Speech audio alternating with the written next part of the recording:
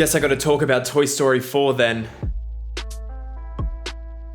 Toy Story 4 is the fourth film in the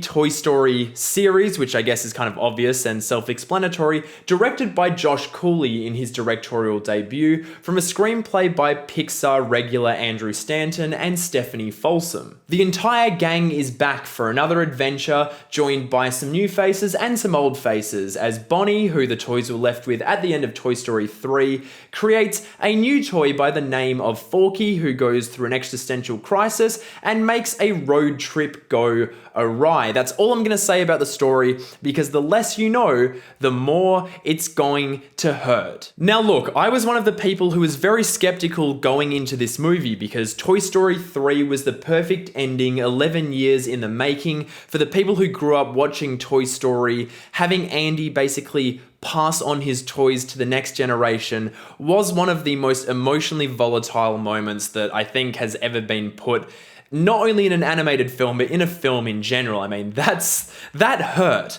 And so, with an ending that perfect, I was definitely skeptical going into this one, considering as well, Pixar has been making a bunch of less than stellar sequels to its previous properties. But I was wrong.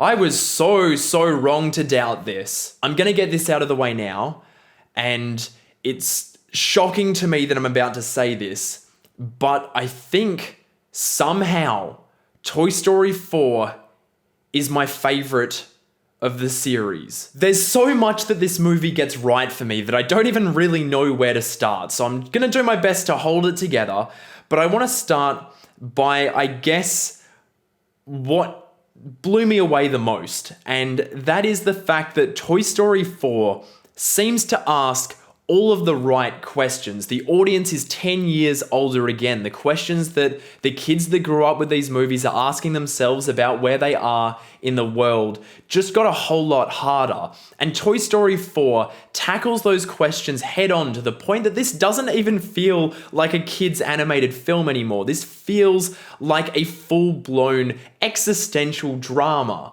And to keep things spoiler-free, the questions that this puts forth about what it is to be alive and what it is to try to find your place in the universe are nothing short of staggering, and the conclusions it draws absolutely broke me. Look, Toy Story 4 is one of the most emotionally punishing experiences I have ever had in my life, and that's because the movie knows how to play with nostalgia. It's not just another movie that's going, oh, remember these characters? Let's have another adventure.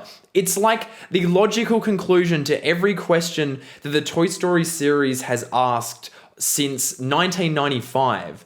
And just the way it tackles everything.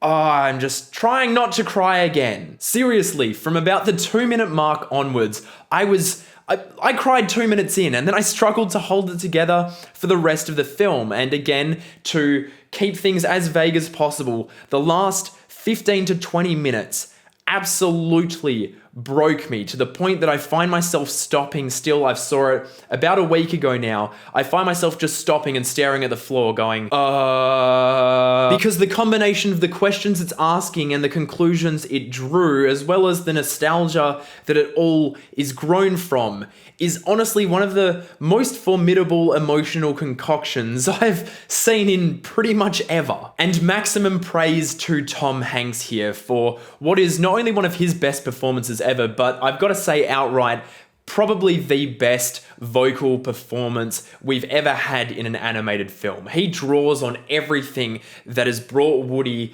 to where he is now and absolutely just demolishes your tear ducts. I don't know how else to put it. The stuff that Woody goes through in this film is phenomenal to behold, but it wouldn't be anywhere near as compelling if Tom Hanks was not as talented as he is, and he really is the centerpiece of this movie, and he brings it home. Everyone else vocally is fantastic, as you would expect, and Annie Potts returning as Bo Peep was really a pleasure. The way that that character has developed in the time since we've seen her last was really quite wonderful, and the way that she helps Woody see the world in a different way over the course of the film was truly beautiful. And I also want to give a shout out to Keanu Reeves' new character Duke Kaboom for just being the best. I'm honestly so glad that Keanu is just everywhere right now,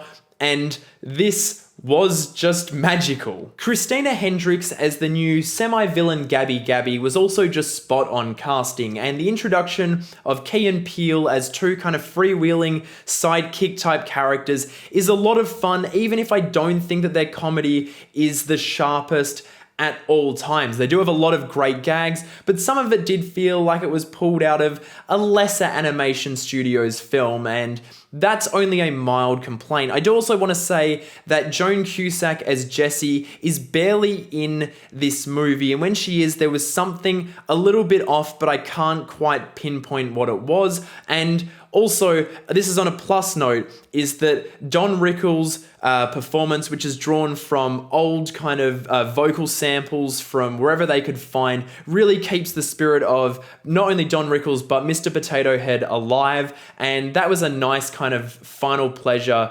to get from a great comedian who has now passed. Also, Tony Hale as the new character Forky is just unreal. It's so good. The animation and Josh Cooley's direction are phenomenal. Honestly, this movie looks gorgeous. The animation is absolutely astounding. The way that the frame is used in this movie is wonderful. You really feel like the animation team and just everyone involved in this movie mined everything within that frame for everything it's worth. It really does look gorgeous. Some of the stuff done with focus in this movie is absolutely stunning, and the way it sets up and plays with visual motifs throughout the runtime really adds that extra level of just cinematic magic to what is already a gorgeous movie. These characters feel more alive and more believable than anything Pixar has ever done. And yes, they're toys, but there's times where they feel just as human as real live-action human beings. So that's just nothing short of astounding. And when that Randy Newman soundtrack kicks in, I mean, breathe through it, you can make it through this without crying. Oh my god. Honestly, I can't say if you'll love Toy Story 4 as much as I do, because I love it to an insane degree. It did absolutely everything right for me, and it blew me away. It's adventurous and hilarious and exciting and emotional and just incredibly powerful, because it weaponizes our nostalgia in a way I didn't even think was possible. It asks all of the right questions, and the conclusions it draws are incredibly provocative and have left me thinking since I've seen it, and I'm still going to be thinking about the things that Toy Story 4 raised for an incredibly long time. And this feels like the end of the road. It feels like they couldn't possibly take this series any further than they have. This is the perfect place to end it. But if they do, if they decide to go again, if they decide they have another story that's this wonderful to tell, then I'll be there for it, because the Toy Story series, I guess, has always got a friend in me. So those are my thoughts on Toy Story 4. Have you seen it yet? Did you like it? Did you hate it? Did you like this video? If you did, be sure to subscribe to this channel to see more reviews like this. You can also subscribe to my other channel, Loverboy Media, over there somewhere. You can follow me on Twitter at Loverboy Media and on Instagram at Breaking Banter. And if you really want to help support this channel, you can support on Patreon. Everyone already supporting on there, you guys are the best. Everyone that watches these videos, you're all amazing, and I will see you all in the next one.